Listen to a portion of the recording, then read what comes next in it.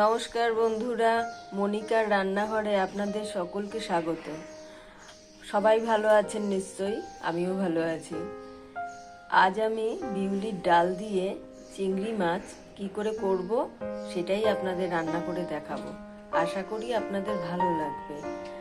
ভিডিওটি ভালো লাগলে লাইক, কমেন্ট, শেয়ার ও সাবস্ক্রাইব করতে ভুলবেন না।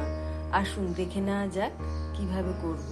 প্রথমে এই 1 কাপ, মানে আমার এটা 100 গ্রাম মাপের কাপটা আমি বিউলির ডাল নিয়েছি, আর কিছুটা চিংড়ি মাছ এখানে নিয়েছি। এগুলিকে আমি বেছে পরিষ্কার কড়াইতে বিউলির ডালগুলি দিয়ে শুকনো খোলায় আমি একটু ভেজে লাল করে ভেজে জল দিয়ে ধুয়ে প্রেসার কুকারে আমি এখানে ওই মেজারমেন্ট কাপে 2.5 কাপ জল ও 5টা গোটা কাঁচা লঙ্কা নিয়েছি, আর সাথে একটু হাফ চামচেরও কম একটু সরষের তেল আমি দিয়ে দেব, যাতে ডালটা সেদ্ধ হওয়ার সময় উঠবে না। কড়াইতে মাছগুলিকে দিয়ে দিলাম ও খুন্তি দিয়ে কিছুটা একটু নেড়ে নিচ্ছি।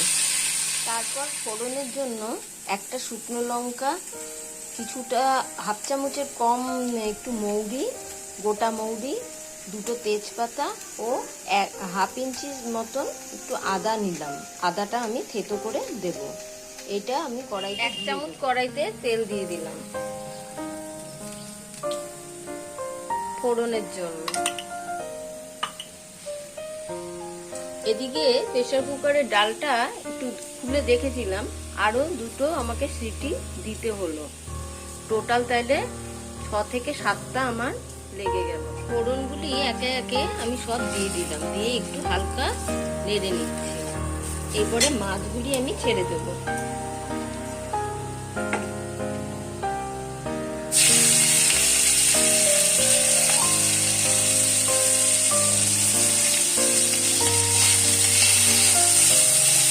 এর মধ্যে কিছুটা নুন, হলুদ ও লঙ্কার গুঁড়ো ও সামান্য একটু জিরা দেব।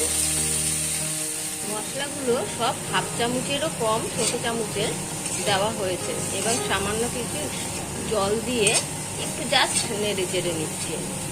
আর এটার মধ্যে একটু হিং দিয়ে দেব, পরিমাণে আমি হিংটা দিচ্ছি। দিয়ে সামান্য একটু জল দিয়ে নেড়ে দেবো।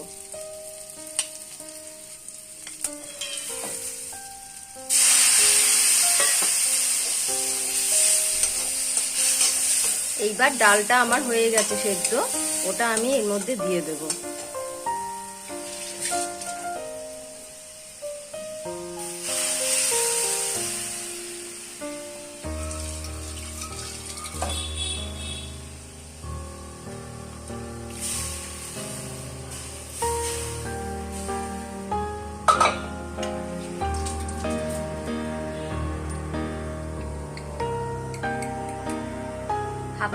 এক চামচের একটু কম নুন দিয়ে দিলাম।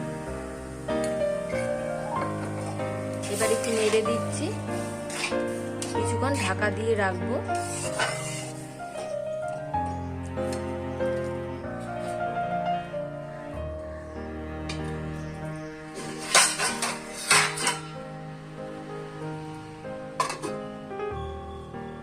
দু মিনিট রেখে আমি এটা অফ করে দেবো। ব্যাস, রেডি আমার রান্না।